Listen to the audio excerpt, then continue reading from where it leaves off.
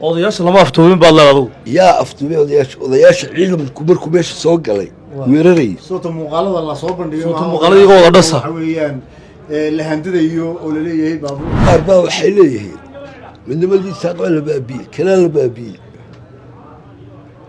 وهذا ملود في المية جيجا قالوا دولينو أي شغل هذا بابيل عرب راح كمان مقرأ دول كمان مقرأ وقاعدين دول كمان مقرأ وتكون نحبة كمان مقرأ دولة دول نحبة كمان مقرأ وحيل لا يرمي هذا رجل كو يقول لا يرمي لقى حامي هذا جامعة شباب ويحسوك قريبا ما نقول هبل باكو عاي كسور ومحري عاي عربة بنا sidoo wada qeyro waxa daawanaysaan oo Maxamed Ayib oo jabhad markaas sameeysanay wuxuu sheegay in 6 bilood kaliya oo qaban doono Cabdiraxmaan Ciro hadii uu joojin waayana in markaasi jabhad uu sameeysan doono wuxuu sheegay in 1994 ka loo laabtay hadda Maxamed Ayib in fog ma waa ninka hadda Muusabix ku dhignaa oo dhahay Muusabix hana dhaaf oo Cabdiraxmaan Ciro uu leenay maanta wuxuu leeyahay xukuumadda 7 sano kaliya wax dhuuqaysay ayaa haddana meesha soo gashay ninka Maxamed Ayib ay xaaladdu ku kacsan tahay وحنا ليه جبهة سمينها حالكو قصير سومالا عركة أي جرت حالة ده وسوق هذا الأرض سوف الغين دونا حكلا سوق هذا دونا أيضا الجبهات كلا داون السن وسوبر أول أيضا وحواي الجبهات اللي جحنا قصير كمتهاي أيضا حلين هوش أنقلنا سوبر أول محوسة مسوي الجبهات مركب مصب بحجو سؤال كل سويدين مدن واحد سوق هذا دونا يأجي مركز الدولة دجان الصومالية أو الشيء نعلم اليوم بوليسكا وعد كمرين عد كست أو هوب لو قوة تجودها دولة دجانك inay markaas hubkana ka dhigi doonto xabsana ay u dhigi doonto cid la dagaashan ay la dagaalami doonaan ama sidii barnaamij shirkada meel fogaarsiye waxaan ku hormaraynaa horta ninka daawatan Maxamed Ayib waa ninka taqaana waa xildhibaan waana nin markaas xisbiga wadana muddo urleynay odaga hadda waa xanaaqsan wuxuu leeyahay jabhadahan socdo ma yeelayo aniga hub ayaan aruursanaynaa 6 bilood aan fursad siinaynaa kadibna zaanad military ayaan la imaanaynaa oo state-na hub ay qaadan doontaa jabhada aniga aan xukumo ayaan sameeysan doonaa marka maxaa shalooki musu ku dhignaa oo la xiray oo dhibaato maray oo muddo bil ka badan xirnaa jabkaas u soo maray in xisbiga wadin oo soo baxo ololaha aragta u soo maray doodaga xogaa wasiir meel in madaxa loo geliyo rabay laakiin rag kale ayaa markaas laga doorbiday oo beeshiisa ku matalay halkaas madaxna ku xigeen muslimiin wasiiradan waxba kama helin odaga marka inuu si uu careysay wuxuu leeyahay ma jirto waxa xaalku sida u socdo sax ma ah marka odaga waxa naqsan yahay jabhadana ku dhawaaq rabaa Somaliland inay kala tagto sheego oo 94kii ayaa markaas loo laabtay oo wax hadda yaala jabhad ba hadii la isku bedelay wax yaala Somaliland inay si jirno sheegay marka waarna Somaliland jabhada way bateen in suweer awal jabhada samaysatay in garxaj soo samaysteen in habar jacal way samaysatay hadda arabna way samaystay kuwa dowladda deegaanka dagaalamay waxa hadda dhiman waa odol state iyo ciise kuwaas ayagana la sugaa hadda jabhad samaysanaya saas ay xaaladdu u tahay marka jahwareer ayaa ka jira gudaha Somaliland waa la is aamini lahayaa magaalada Hargeysa amnigeeda faraha ka baxay carruurtii reerada la qalanaya dhibaato ka jirto cabsi ay jirto waxa xubnaha jirka la baxaya dhibkaas cidoo jiro haddana wal kalsoonidu ma jirto oo ninka sirdoonka xilka laga qaaday ninka la sirdoon lama magacaabin magaaladana cabsi weyn ka jirto marka maxaa wuxuu leeyahay aniga meel ma watay karo nafteeda waan baqaya teeda kale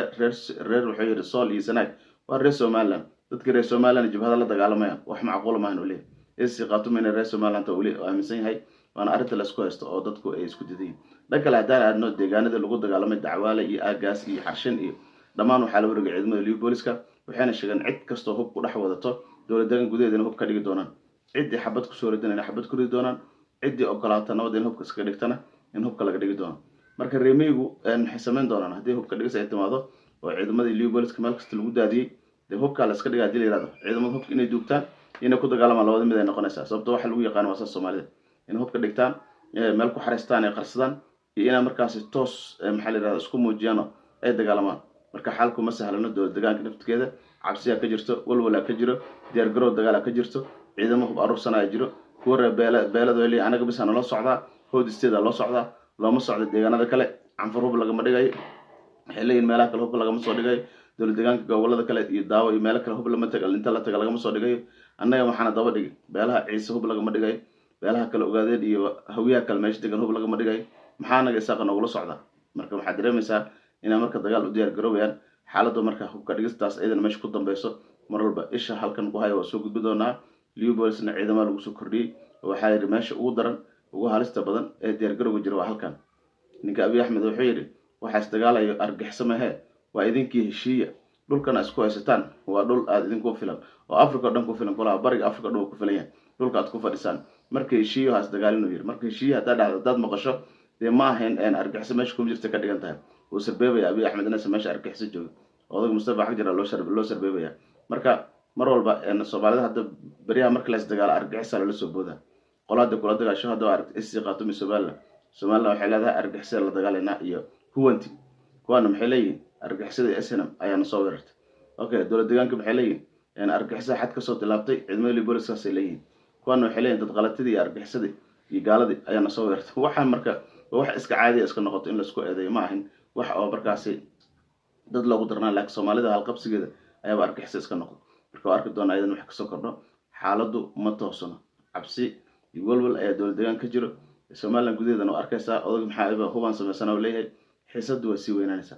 Soomaalida marka xagga u socota lama garanayo Soomaalida meel u socoto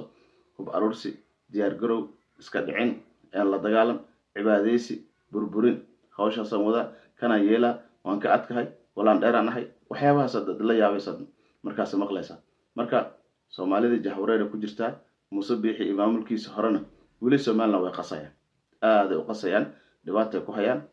burburina ku hayaan oo waxa way maamul waxay ku sameeyaan jabhado fara badan oo asaga hormuud u yahay oo beeshiisa bilowday suweer awal oo markaas waliba loo jabhad inay taawamanayna mid haddaan soo bandhigeen iyo mid kale oo qalbi waran leeyahay ayagana waa jabhad kale markaas Soomaaliland xiisada ka jirta iyo culeyskaas oo arkadana meesha ku dambeeyo dhanka kale haddaan aadna dowladda deegaanka ayadana